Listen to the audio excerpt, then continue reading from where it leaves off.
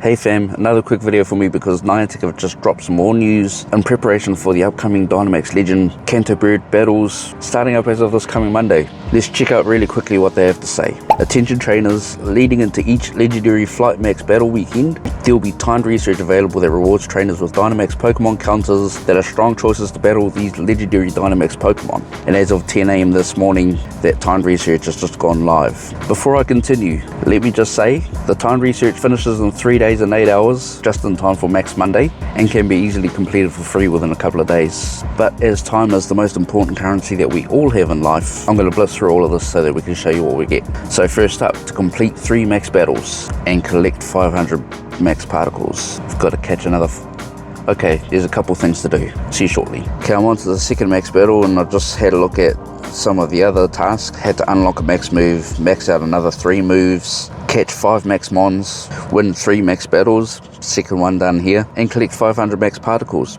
So if you're already in New Zealand and Australia and have already used your max particle limit for the day, you're not going to be able to start that till tomorrow. Lucky I hadn't yet. Shiny check on Ghastly, no and no good. So a couple things there that are pretty costly in terms of spending max particles, especially if you're in New Zealand and have already reached your limit for today. You've got 1600 particles that you can collect over the next 2 days to spend towards tasks that could easily cost you more than 2000 particles. This is if you want to be able to be saving some particles on Monday to be able to actually battle the Moltres. So yeah, if you're aiming to complete these for free, really important to get these tasks done in the next 2 days, if you can before Sunday, so that you can use particles collected on Sunday to battle an extra Moltres on Monday. I need to find another 3. This one here's a score bunny check.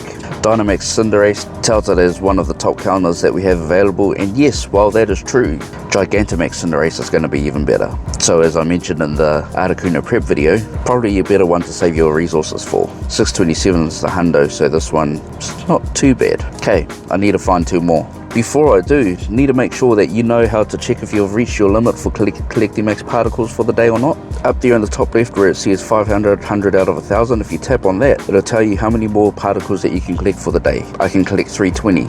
And I have left to complete, catch another 2 max Pokemon, collect a couple more lots of max particles. Let's go and grab the last 2 max Pokemon. But very quickly before I jump into the 4th battle, it's worth pointing out that while the game is telling me that I can collect a maximum of 320 max particles for the day, I think it's important for us to know that the way that we collect max particles is done so in bundles. And what I mean by bundles is, for each method of collecting the particles, you're going to have a set amount of particles that you can collect. 2 methods specifically. Walking 2 kilometers allows you to be able to collect 300, so I can quite easily just click that button right there and collect my 300. Then the remainder of my limit will be 20 max particles to collect for the day. Or the other method of collecting particles, which is from power spots. So if I click in and click out of this power spot, this awards me 120 max particles, go back to the collector limit, and that is dropped down to 200 for the rest of the day. Meaning if I collect 300 max particles now, I'm able to collect 100 more max particles over the limit, which is great. Or I can go to another power spot,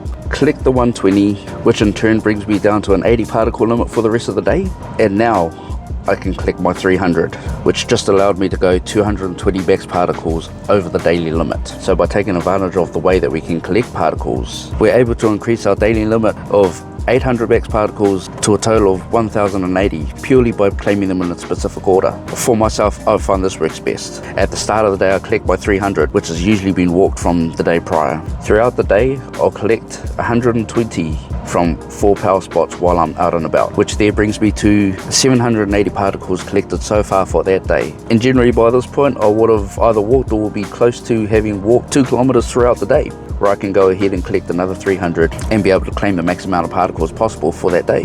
Krabby check, and no on the Krabby. Now I just need to level up a max move 3 times and unlock another max move. Those ones already maxed. Oh, those are maxed too. I'm gonna recall this one. Oof, that's maxed as well. One of these can unlock a max guard. Here we go, let's unlock this. I'm just curious as to whether or not unlocking a max move counts as leveling up a max move. Apparently not. I know it's specifically not what it's said to do anyway, but sometimes they get it wrong. It's Niantic. They often get it wrong. Well then, I need a sec to figure out 3 moves that I even want to max. Okay, so what I opted to do was max out the rest of these moves on this Hundo Dynamax Venusaur. So that one is all good to go. Again, yeah, Gigantamax is better, but by the time I got that and I powered it up, we had no idea that Gigantamax was coming, because in an interview around that time, Stranka even said that there was no plans for it, and then it came out the very next month. Anyway, we've completed the time research, and I think the candy rewards there are going to be the biggest clues as to what those counters are going to be. So Charmander, Beldum and Scorbunny candies. Our top one's going to be Dynamax Scorbunny. These are at level 15, so I'm not actually sure what the hundo is. Is Scorbunny any good? No, that's alright. I wasn't going to power it up anyway. Our second encounter should be a Beldum. Yep, Wild Beldum appeared, which can be shiny. 418 I think is the hundo for that one. And actually quite a neat encounter, because it is one of the tougher to take down Dynamax battles for players that are playing by themselves. And given the difficulty of those, I don't think there's many that bothered. So the Dynamax Beldum, this one's not very good. That's okay, because the last encounters I'm sure is going to be my favourite mon in the game. It can be shiny, it is not. But 402 Charmander, 420's the hundo. Yoink. And those are the IVs. I'm going to throw on a star piece and go ahead and claim that reward. 11,250 Stardust and 500 max particles. And that's going to be the timed research. Again, something new that Pokemon Go has done to help us get prepared for the up and coming Legendary Dynamax Battles. So I mean, yes, if you're playing completely for free, it's going to be easy enough to be able to complete the timed research over the next couple of days. In terms of being able to power up the counters that they're actually going to give you to use on the day, it'll likely cost you a little bit of real coin to pay for particles to be able to power those up. So honestly, my hope for at least the majority of us out there is that a lot of us by now should already have some of these counters ready to go. But fun little research to complete nonetheless. I think it's going to be the first Beldum for a lot of people, and Beldum and Charmander can be shiny, so good luck if you're after those. Thank you for watching. I hope this helps. Good luck on your hunt, and we'll see you in the next one.